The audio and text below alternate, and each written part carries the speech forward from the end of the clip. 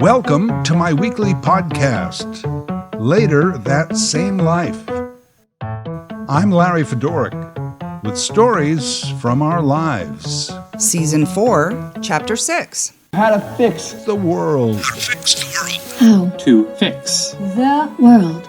In order to fix the world, first we have to agree on this. The world is a fixer-upper. It's not a tear-down. A tear-down would be difficult at this point. We'd have to accommodate 8 billion people on space stations and on Mars while we build the new world. Let's face it, the infrastructure just isn't there yet. So it's a fixer-upper. Oh, and we agree that it needs fixing. How to fix the world? I have a simple 7-point plan. Step 1.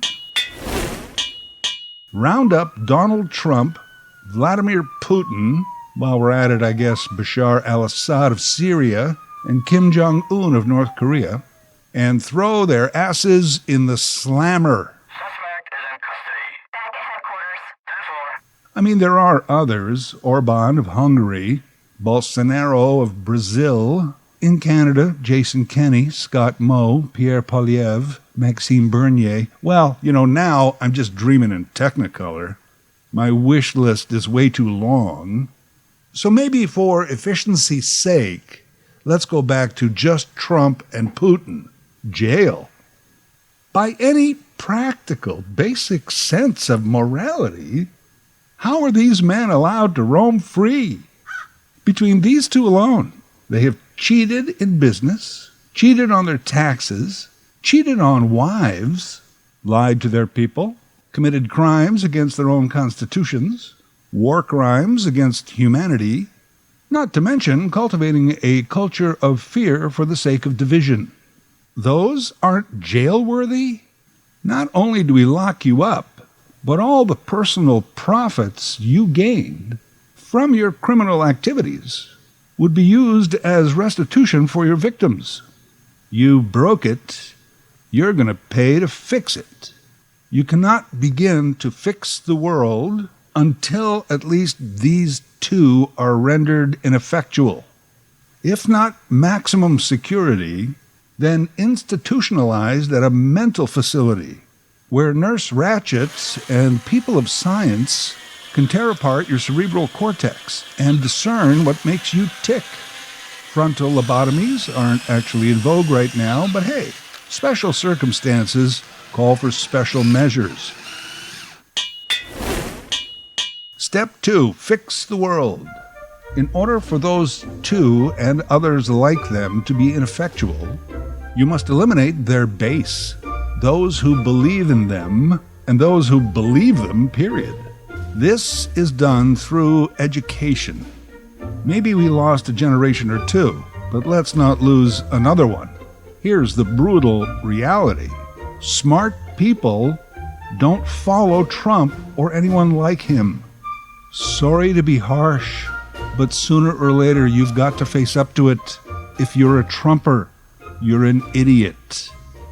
The rise of nationalism and conservatism worldwide is a direct result of cutbacks in education and the way we fund our education systems. We have spent the last 40 years not only cutting back on education funding, but dumbing down the system so that more students can get passing grades, because higher grade scores mean more funding. How messed up is that? As I pointed out in a previous podcast, a person's IQ is determined by two things: what you know and what you are able to figure out. Are we teaching kids how to figure things out on their own? I don't think we are. It's easier just to teach memory and rote so that you can have a higher grade score. Critical thinking doesn't really show up on a grade score. So why waste the time teaching it? There's no money in it. A person's intelligence should not be measured by how quickly one can Google the answer. There is a dangerous lack of critical thinking ability in our society today, and we are paying for it. Fools, madmen, and demagogues are able to influence us because we lack the education. Even the news people on TV spend at least half their reports adding context to world events, because apparently we're not savvy enough to add the context ourselves. Here's a war. It's bad. Yes, I know. How about just the facts? I can add the context myself. Can anyone else? The president is asking that citizens find safety and remain calm. Step 2. Education. Step 3, fix democracy. Democracy is under threat worldwide because democracy, in most of its forms, isn't working for the people. Isn't that the definition? Democracy from the Greek? The rule of the people? The political process by which we elect our representatives and assign them the tasks of governing us has long been compromised by influencers, lobbyists, power brokers, strategists, and the like. Is it any wonder that even in fiercely democratic nations, at least a third of the population doesn't even bother to vote? I always vote at every level of government, but maybe the non-voters have been right all along. Your vote doesn't matter. Not really. In Canada, a country of about 35 million people, approximately 21 million people are eligible to vote. About 2/3 of those actually bother to show up on voting day, so that's 14 million, and just over 1/3 of those can determine government. So we're down to 5 million people who just decided the direction of this country of 35 million. How democratic is that? It's not the time to end democracy. It's the time to fix it. There are ways. Ranked ballots, an end to gerrymandering, tougher regulations on political funding, more representation. Let's get started. I'm not ready to trade in democracy for the brand new 2022 deluxe gas-guzzling Vladimir. Let's fix the car we have so that it runs better than ever and drive it into the future. Government is ruled by commerce. So, step 4 in my 7-step plan, how to fix the world, is fix commerce. The world runs on commerce, and it's not running that well, is it? I'm not a socialist, at least not in the dirty word sense that many people seem to perceive socialism as. Socialism, it's the fear word from the right wing, the conservatives, who think that the crazy liberals want to turn us into a socialist state. Hardly. By the way, conservatives, what are you conserving exactly? I'm not really clear on your message. Are you? You know, it's funny because we believe in being social. Social networks, social media, social studies, social workers, even wedding socials. But try and apply our social tendencies to the masses through government programs? Why, you socialist! Again, commerce drives the world, and I don't want to eliminate it. I just want to fix it. Commerce. One person's spending is another one's income.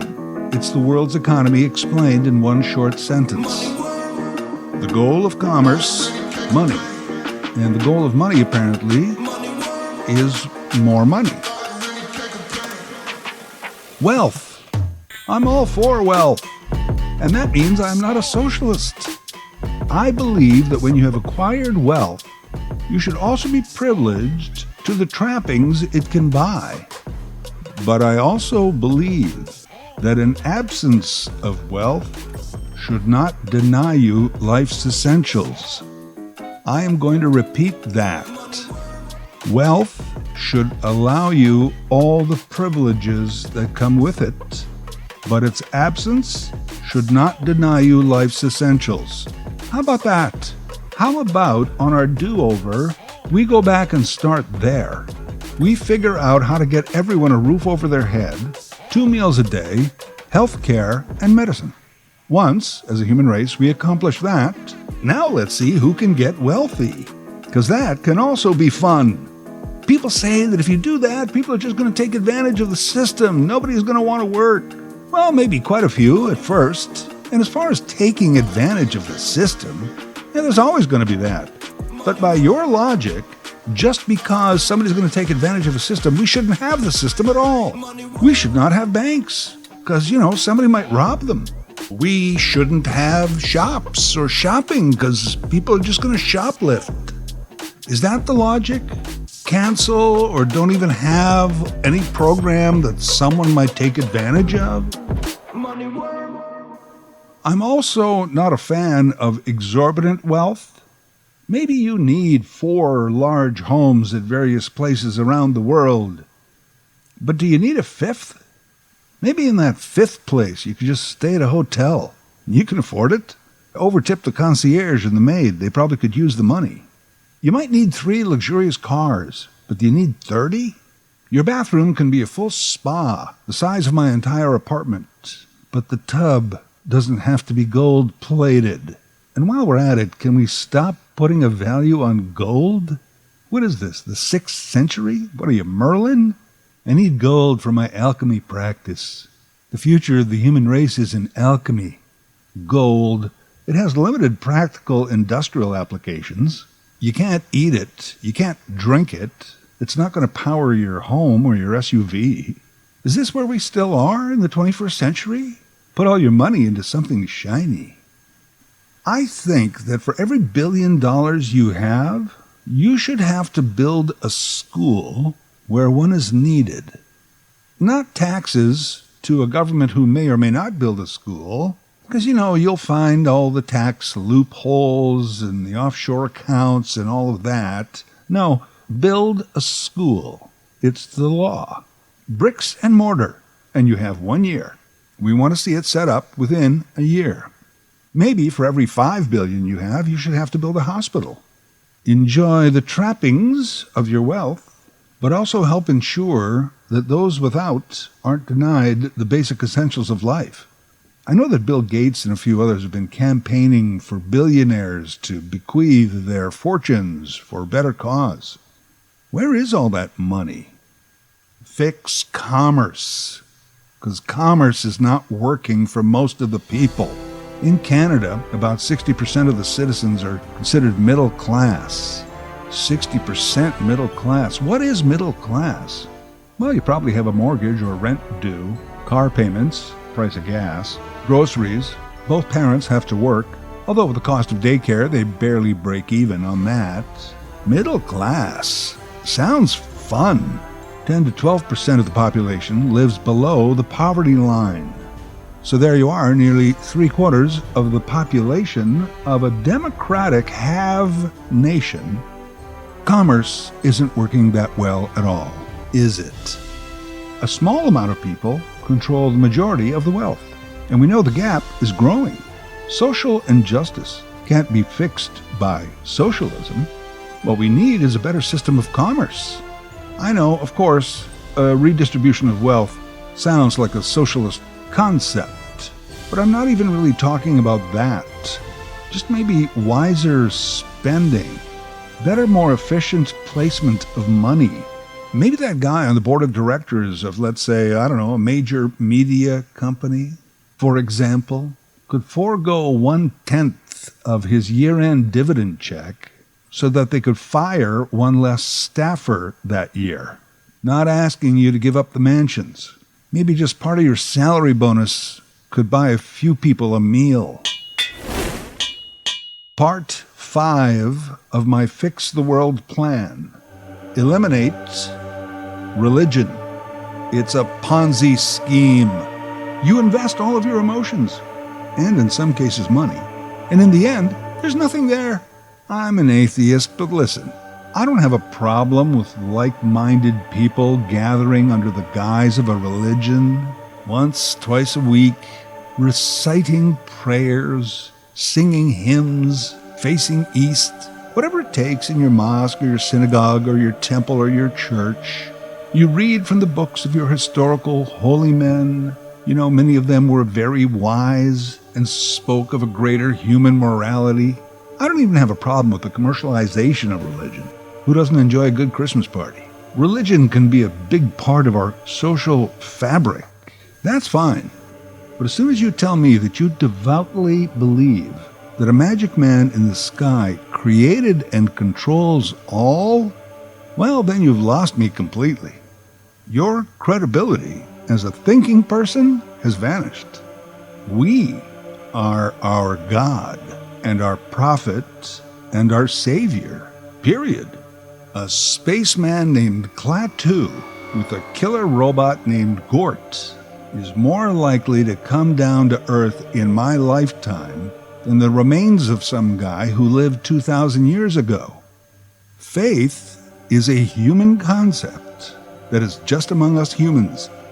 And by the way, religion, start paying taxes. And while we're at it, audit the Vatican Bank. Part 6 of How to Fix the World is tech. Tech has been a boon to civilization in many ways, and it's also killing us. Because of the lapses and mismanagement in the areas of commerce and democracy, tech has grown largely unchecked for the last 30 years. In the last decade alone, it has changed the world in ways that people just didn't see coming. Think about this. As it grew, what was the big question among most people? Not, how does this work? It was, how do we monetize this? Well, yeah, the world runs on commerce, but here we are. High tech runs through every aspect of our lives. Relationships are algorithms. Money is just points on a phone. Robots take our jobs. Drones fight our wars. Information is streamed. Data is manipulated. Smart technology makes for stupid people. And at the end of the day, the truth is pounding on your door begging, let me in, let me in. And we're looking through the peephole going, do I know you? It's tough to say that we should regulate tech, because that means government. And what if we don't trust the current government? Or you do, but maybe not the next one. Some things should be just us, without government interference. So all right then, tech, it's on you. Don't make me call the cops. Tech has to be held accountable for their contribution to the current state of the world. Plus, I find that so many people today are quicker to point the finger of blame than they are to accept even one grain of responsibility.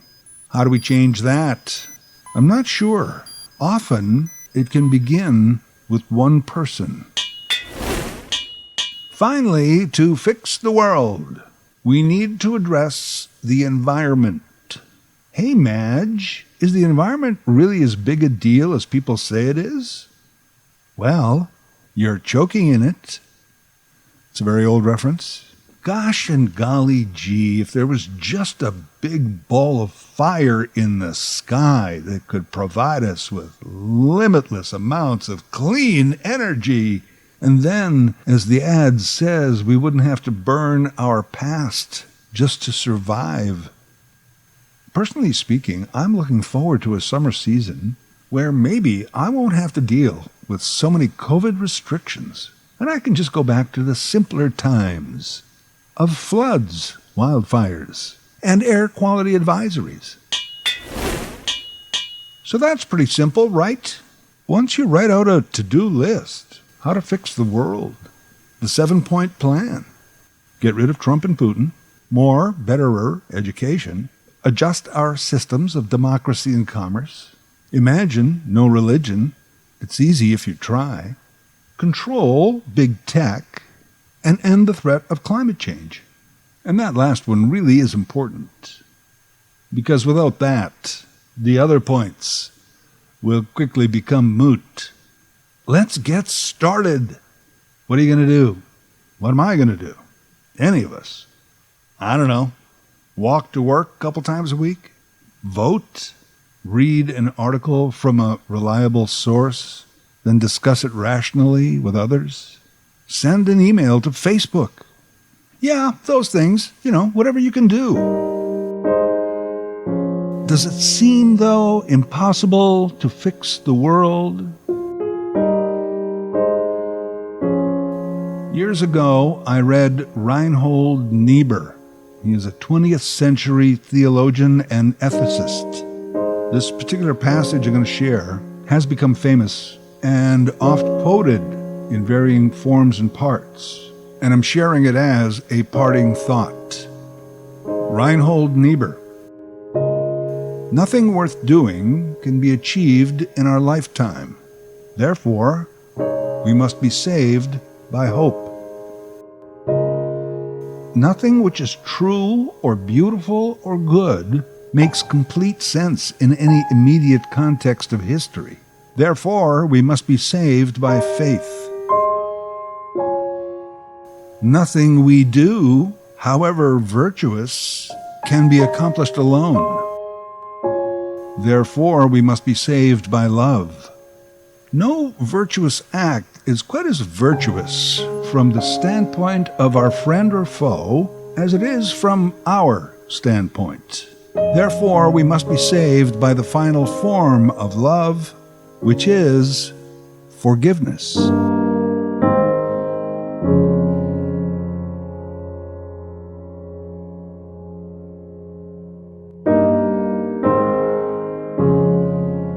Later That Same Life is written, produced, and voiced by Larry Fedoruk.